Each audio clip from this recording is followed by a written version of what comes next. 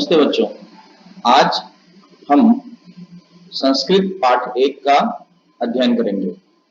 प्रथम पाठ है प्रार्थना। असतो मा सद्गमय तमसो मा ज्योतिर्गमय मृत्योर्मामृतं गमय। सरस्वती नमस्तुभ्यं वरदे कामरूपिणी विद्यारंभं करिष्यामि सिद्धिर्भवतु मे सदा। अर्थात असतो मा सद्गमय, हमें असत्य से सत्य की ओर ले चलो। तमसो मा ज्योतिर्गमय, हमें अंधकार से प्रकाश की ओर ले चलो। मृत्योर्मा अमृतम गमय, और हमें मृत्यु से अमृत्व की ओर ले चलो। सरस्वती नमस्तुभ्यम वरदे कामरूपिणी, अर्थात हे मां सरस्वती तुम्हें नमस्कार है। वरदे कामरूपिणी, हे कामरूपिणी मां हमें वरदान दो। विद्यारंभम करिष्यामि, हम विद्या का आरंभ कर रहे हैं। सिद्धिर्भवतु मे सदा, और हमारा यह कार्य जो है विद्या का वह हमेशा आपकी कृपा से सिद्ध हो। सुवचनानि। प्रथम पाठः। सर्वे भवन्तु सुखिनः, सर्वे सन्तु निरामया, सर्वे भद्राणि पश्यन्तु मा कश्चित् दुःख भाग् भवेत्। एक बार आप इसको मेरे साथ दोहराएंगे। सर्वे भवन्तु सुखिनः, सर्वे सन्तु निरामया, सर्वे भद्राणि पश्यन्तु मा कश्चित् दुःख भाग् भवेत्। इस श्लोक का अन्वय इस प्रकार है। सर्वे सुखिनः भवन्तु, अर्थात सभी सुखी हों। सर्वे निरामयाः सन्तु, सभी निरोग रहे। सर्वे भद्राणि पश्यन्तु, सभी एक दूसरे को अच्छी दृष्टि से, भद्र दृष्टि से देखें। कश्चित् दुःख भाग् मा भवेत्, और किसी को भी कभी किसी प्रकार का दुख न हो। भावार्थ। अस्मिन् संसारे सर्वे जनाः सुखयुक्ताः रोगरहिताः च भवन्तु। इस संसार में, अस्मिन् संसारे सर्वे जनाः सभी जन सुखयुक्ताः सुख से युक्त हो, रोग रहिता और रोग से रहित अर्थात बिना रोग के निरोग रहें। सर्वेषां कल्याणं भवतु, सभी लोगों का कल्याण हो। कः अपि दुखी न भवतु, और कोई भी दुखी न हो। दूसरा श्लोक है। अधमाधनम इच्छन्ति धनम मानं च मध्यमाः, उत्तमामानम इच्छन्ति मानो हि महतां धनम। मेरे साथ पुनः दोहराएंगे। अधमाधनम इच्छन्ति धनम मानं च मध्यमाः, उत्तमामानम इच्छन्ति मानो हि महतां धनम। अन्वय। अधमाः धनम इच्छन्ति, अधम प्रकृति के लोग, जो नीच प्रकृति के लोग होते हैं, उनको सिर्फ धन की इच्छा होती है। मध्यमाः धनम मानम च इच्छन्ति, जो मध्यम प्रकृति के लोग होते हैं उनको धन और मान अर्थात सम्मान दोनों की इच्छा रहती है। उत्तमाः मानम इच्छन्ति, जो उत्तम प्रकृति के, उच्च प्रकृति के लोग होते हैं, उन्हें सिर्फ सम्मान की इच्छा होती है। मानः ही महतां धनम भवति, अर्थात जो सम्मान है वही सबसे बड़ा धन होता है। भावार्थ। संसारे त्रिविधाः जनाः भवन्ति, संसार में विभिन्न प्रकार के लोग होते हैं।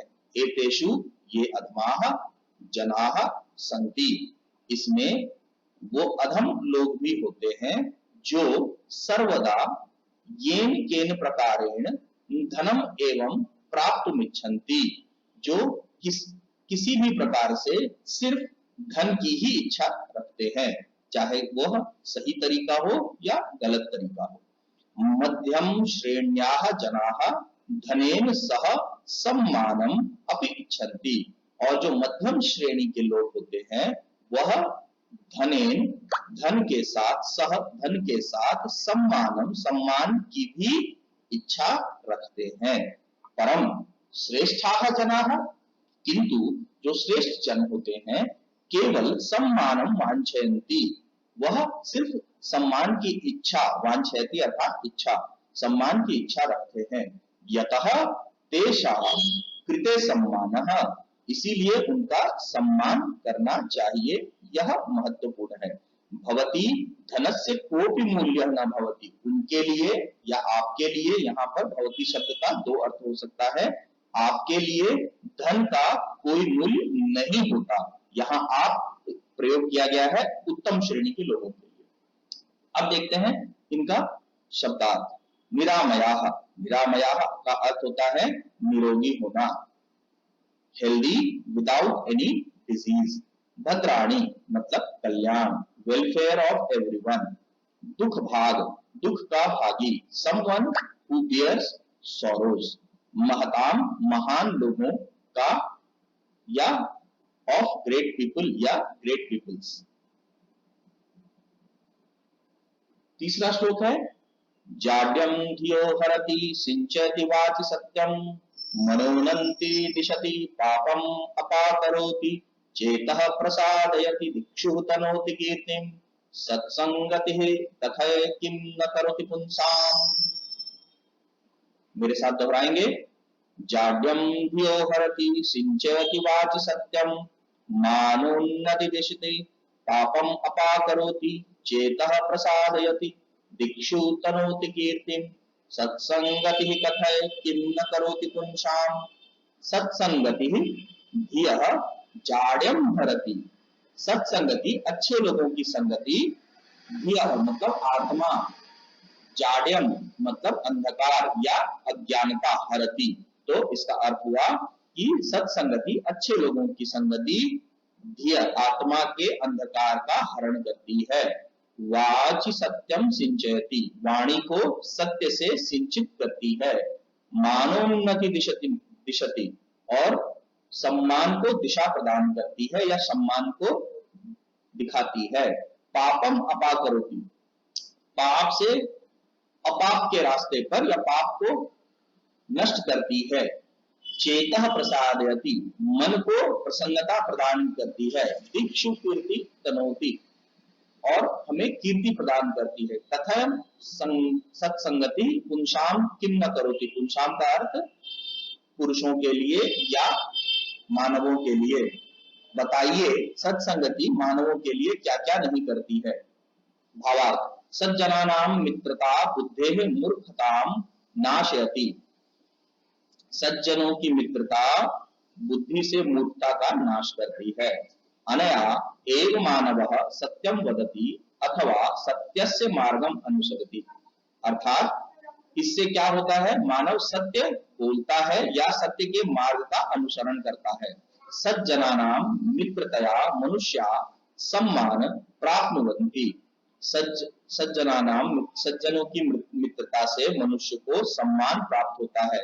श्रेष्ठ है कर्म भी उन्नतिम च प्राप्नुवन्ति, अच्छे कर्मों से उन्नति प्राप्त होती है। सज्जनानां मित्रतया मनुष्यस्य पाप कर्म नष्टम भवति, और सज्जनों की मित्रता से मनुष्यों के पाप कर्म नष्ट होते हैं। मनः च प्रसन्नम भवति, और मन प्रसन्न होता है। मनुष्य सर्वत्र कीर्तिम प्राप्नोति, मनुष्य हर जगह कीर्ति को प्राप्त करता है। अर्थात सज्जनानां मित्रतया एव मानवस्य पूर्ण रूपेण विकासः, अर्थात सज्जनों की मित्रता मानव का हर रूप से या पूर्ण रूप से ही विकास करती है।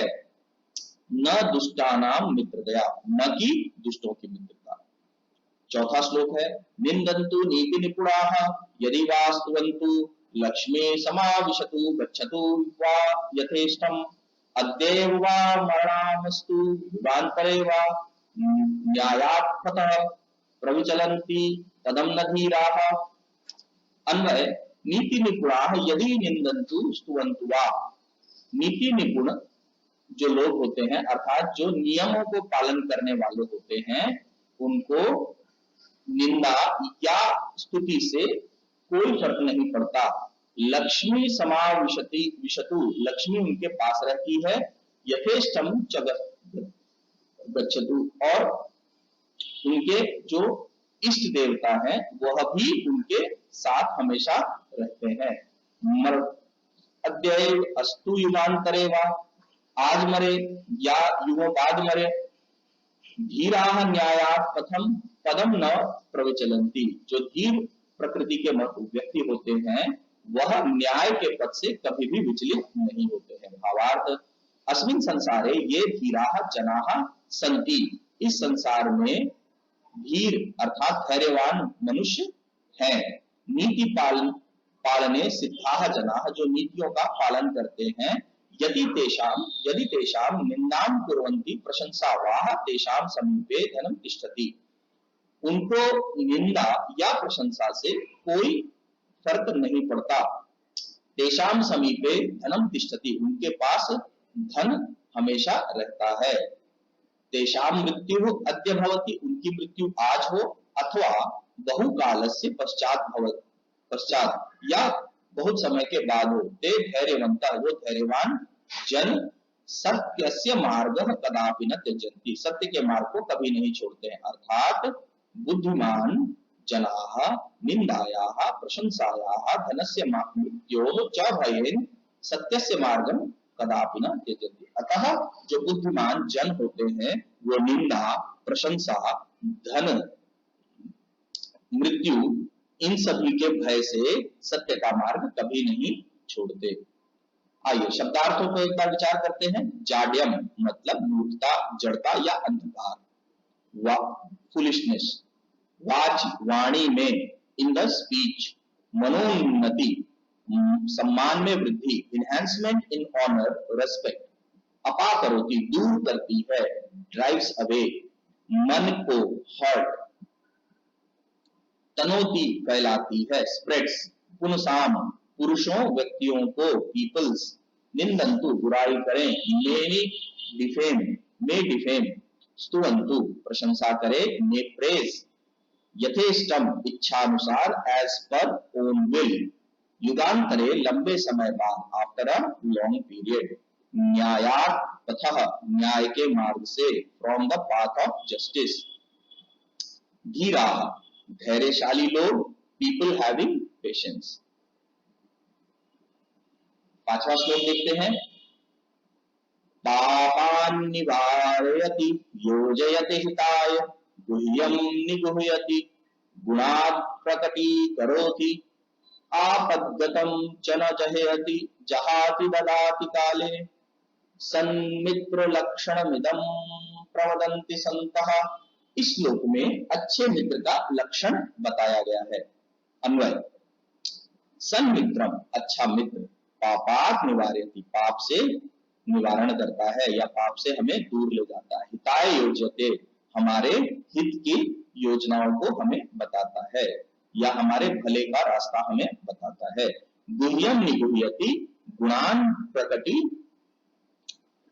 करोति, जो गुप्त रखने योग्य बातें हैं उन्हें वह गुप्त रखता है और हमारे गुणों को संसार के सामने प्रकट करता है। काले सहयोग ददाति, समय पड़ने पर हमें सहयोग देता है। आपदगतम च न जहाति, और विपत्ति के समय वह हमें छोड़कर नहीं जाता। संतः इदम सन्मित्र लक्षणम प्रवदन्ति, संतों ने यही अच्छे मित्र का लक्षण बताया है। संतः अर्थात सज्जन, श्रेष्ठ मित्रस्य इदम लक्षणम वदन्ति, सज्जनों ने श्रेष्ठ मित्र का यह लक्षण बताया है। यद सन्मित्रम पापात् दूरम करोति हितकराणि कार्याणि कर्तु प्रेरयति।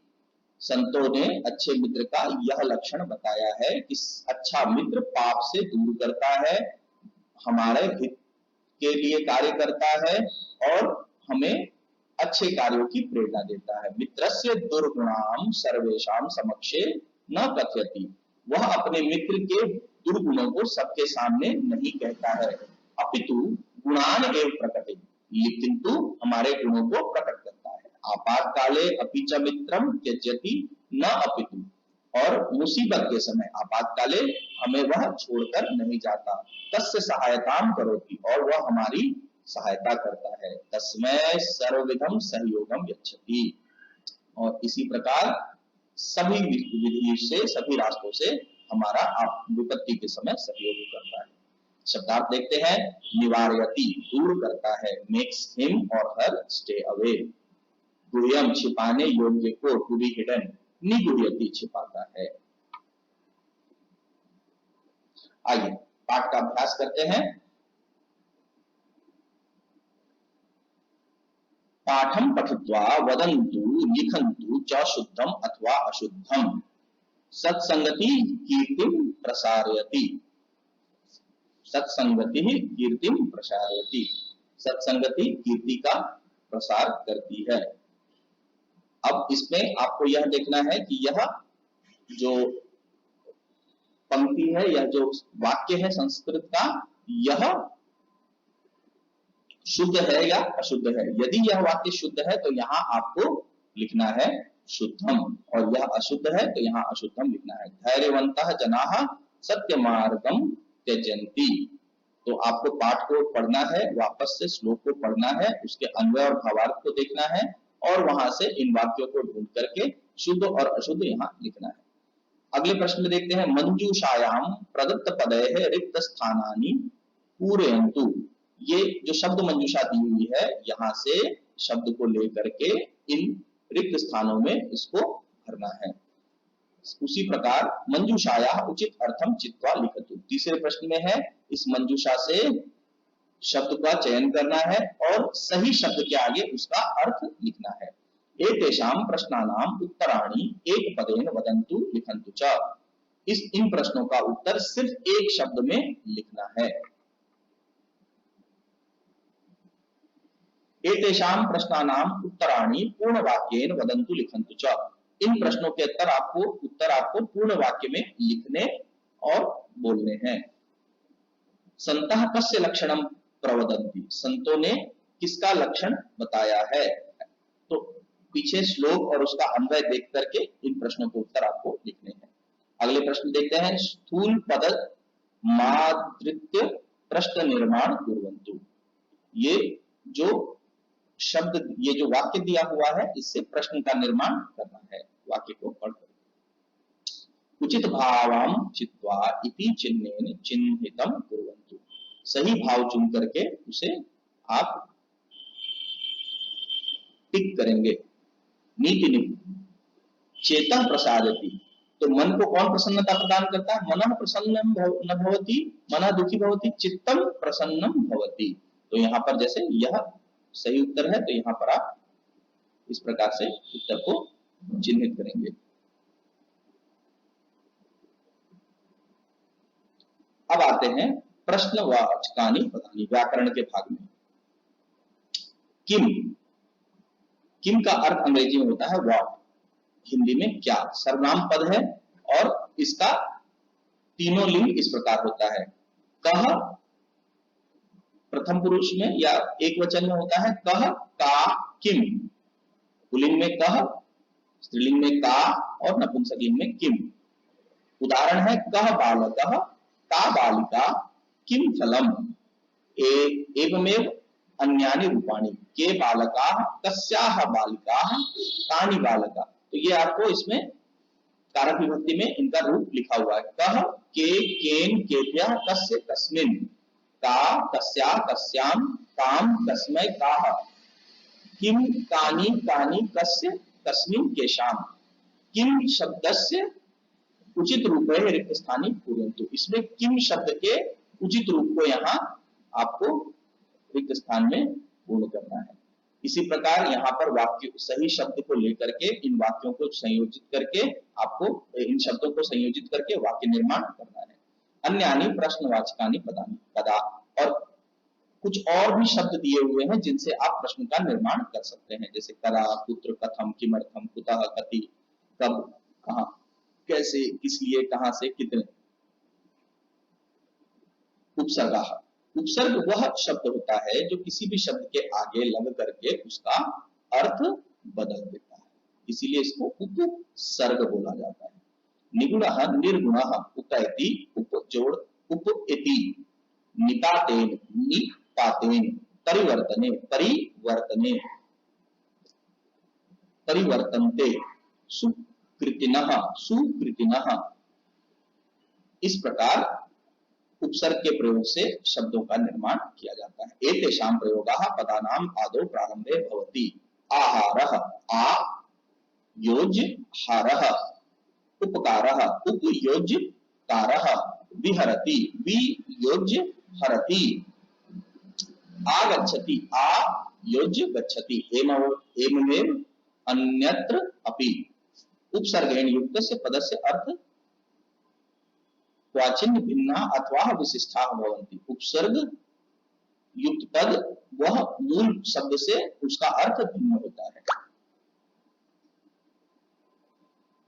तो व्याकरण के उस अभ्यास से आपको इन प्रश्नों के उत्तर पूर्ण करने हैं। तो आज के पाठ के लिए इतना ही, धन्यवाद। और इस पाठ का अभ्यास आप पूर्ण करके और अपने पुस्तक में लिखेंगे। धन्यवाद।